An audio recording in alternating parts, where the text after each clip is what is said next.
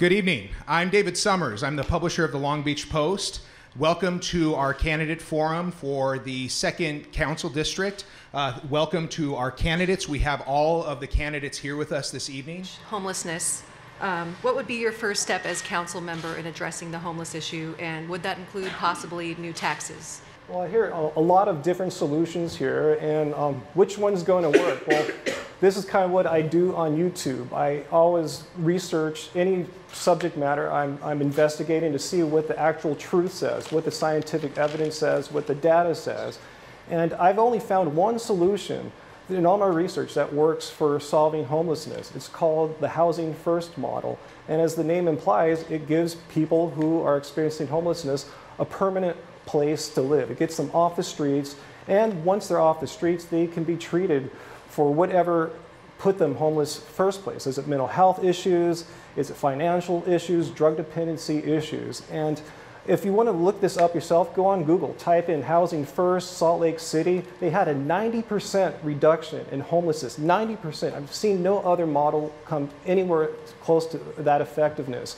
As far as funding goes, well, we're already spending, I've seen figures of $30 million here in Long Beach on homelessness, but not addressing them directly. It's through police arrests, emergency medical technicians, and the like. So a lot of money is going to them. It's not a smart way of dealing with it as far as efficiency of money. So I'm saying we have money already going towards homelessness. Let's use it smart and get people housed. All right, I may be the sole supporter of the Broadway corridor here. Just this very morning, after doing yoga on the bluff, I rode my bike back home to Rose Park via the Broadway bike lane. And once again, it's a wonderful biking experience. I feel extreme. It's probably the safest place I feel cycling in Long Beach. I mean, there's no way cars can cross. I guess if they really wanted to, they could knock those green things down that stick about 3-4 feet. But it's a completely separated, isolated bike lane, and it's safe. And speaking of parking, I saw plenty of parking as I rode home too. But then, getting back to parking, where I live in Rose Park, some of these solutions people are proposing, like parking garages or empty lots, they simply don't exist. All the real estate's accounted for. We have a finite amount of street available for parking. So in the short term, I think there's a couple things we can do to use the existing resources we have and get more people to park. For instance, street sweeping. I'm not sure why it needs to happen on a weekly basis. I mean, most neighborhoods probably wouldn't get too filthy if our streets were swept once a month, and that would alleviate much of the strain on parking, particularly for people who park overnight. Why should street sweeping begin at 8 a.m.? Why can't it start at maybe 9 or 10 a.m., giving people a chance to really utilize a whole side of the street that they couldn't for parking? Yes, I've been following this inclusionary housing requirement that the City Council is considering, and yeah, I generally agree with it. I think it's a move that we need to make. However, no one's discussed what I like to call the loophole that the city is allowing developers to pay a fee in order to avoid providing affordable housing. And this fee will go into a city fund that will later develop housing, but we need housing, affordable housing now. We needed it yesterday. So I want to close this developer loophole, which incentivizes them not to include affordable housing. So I think that needs to be worked out. I get letters. People write me all the time about how they're being evicted still. Profit-based evictions still happen here in Long Beach, even with the protections that were supposed to be provided by California Assembly Bill 1482.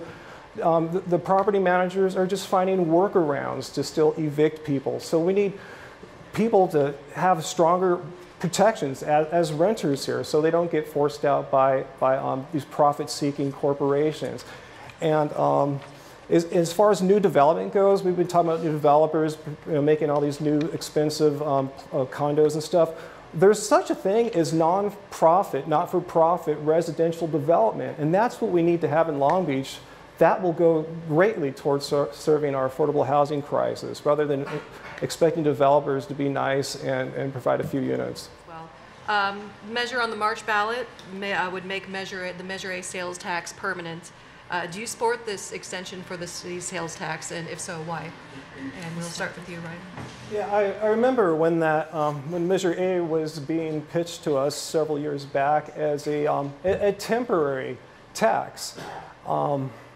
And it was a quite long temporary tax. If I remember the data right, a 10-year tax in a 6-year and 4-year interval. The tax rate goes down after 6 years.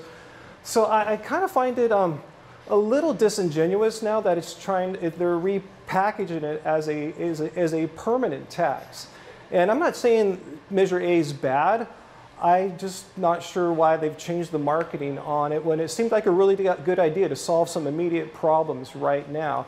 And I would like to see an increased transparency with Measure A because it was pitched to us that we'll get more libraries open and go to schools and more police on the street and fixing potholes, which I'm all for. But then once you start reading about where the money is actually going, it's not things that you and I see to better our lives. Like say, I'm not saying this is bad, but police pensions, which are fine, but I don't believe that's where Measure A should be going towards. So Ryan, I'm gonna go. You've mentioned tonight and in your promotional materials for your campaign, your YouTube channel. Yes. Are you running to promote your YouTube channel? How much? No. No, this has brought no additional attention to my YouTube channel.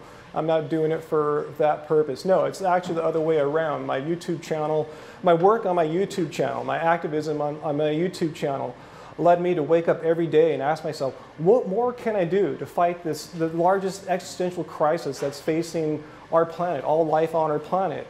And that led me to run for city council.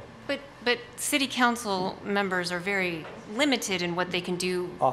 That's what I thought at first too. So what would be an example of an agenda item you would bring forward? How much time do I have? Well, give me something concrete though. I have many concrete actions. First of all, I know right now our current representative is proposing that we move to community agri-energy, that we get our energy from a completely renewable greenhouse gas-free source, such as Culver City's done this, Berkeley's done this. So if that agenda item hasn't been passed, I will champion that when I take office.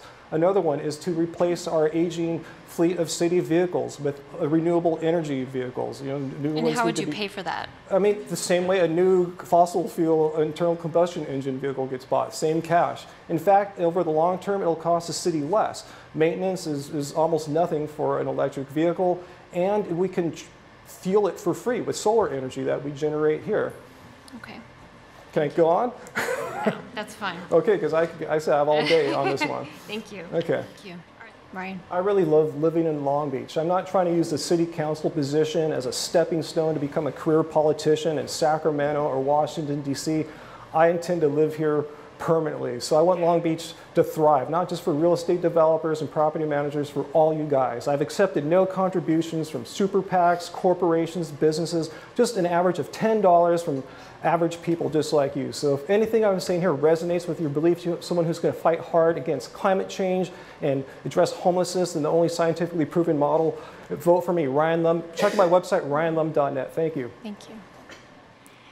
And that's all we have for tonight. I want to thank all of you again for coming out. And thank you to our live studio audience for attending and our online audience as well. And we will be sharing the video of tonight's event out on our social channels at lbpost.com.